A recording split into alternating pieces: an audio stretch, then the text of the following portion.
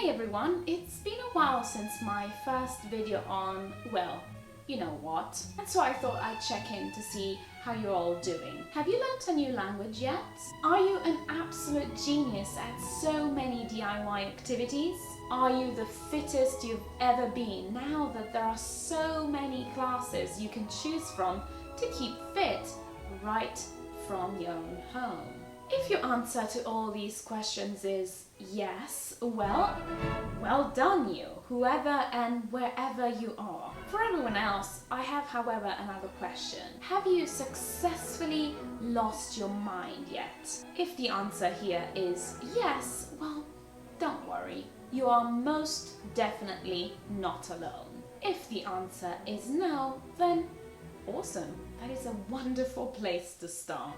Like I've said elsewhere, under the current circumstances, it's quite easy to feel powerless and overwhelmed. But I want to be the bearer of good news today, and I want to share with you some strategies that we can all make use of to, well, improve our mental health in these very strange days. Because let's be honest, we can't actually control much of what is happening around us, but what we can at least try and do is to control how we respond to those things. First of all, we need to try to do as many things that make us happy as possible.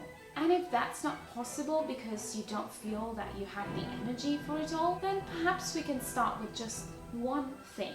Taking baby steps to essentially give ourselves a chance, you know? So here are some of the positive things in my life and some things that I have either discovered or rediscovered during the last few weeks of social isolation.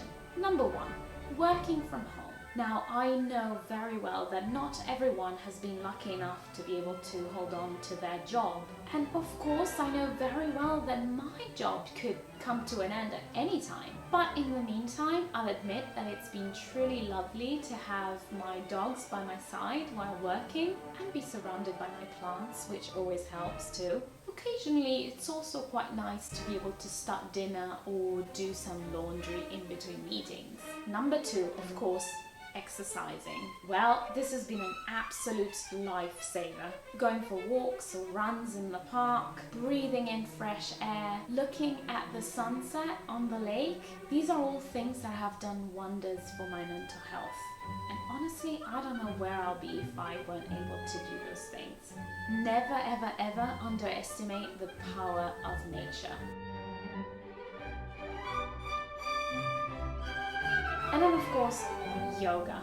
I mean, it's so amazing to think that something that I simply used to see as a form of exercise some years ago has slowly turned into one of the pillars of my life. And it's not only to help me keep my body healthy, but equally, if not more importantly, to keep my mind somewhat on track. As someone whose mental health hangs in sometimes delicate balance, and not because I'm crazy, although I suppose that could be debatable, but just because I feel a lot, everything, too much probably. And so yoga has been absolutely instrumental in keeping me going. It's funny, when I'm on my mat, I just forget about everything else. Don't ask me how it's possible, it just sort of is. If yoga is new to you, I strongly invite you to give it a go. And even if you think that I sound strangely and annoyingly hippie, try to keep an open mind and an open heart and try it for at least a couple of classes just to see what it's all about. I think it won't be difficult to realize the wonders that it can bring into your life. Let me know how it goes.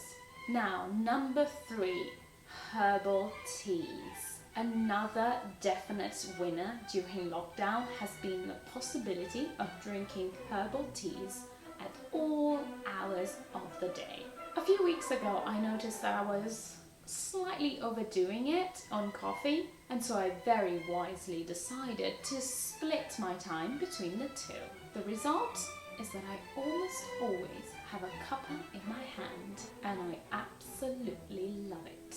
It's about the little things in life. You know that, right? Number 4, playing instruments, listening to music, singing. Now, of course, when work is too intense, the time to actually be playing instruments is quite limited. And yet, when I do pick one up, half an hour just easily goes by without me even realizing. And that, my friend, is the beauty of music. When you find the one that goes straight to your soul, it honestly erases time and place. Other options for being musical, apart from playing instruments, are of course singing, and singing in the shower counts too. In fact, statistically, it brings one at least twice as much joy.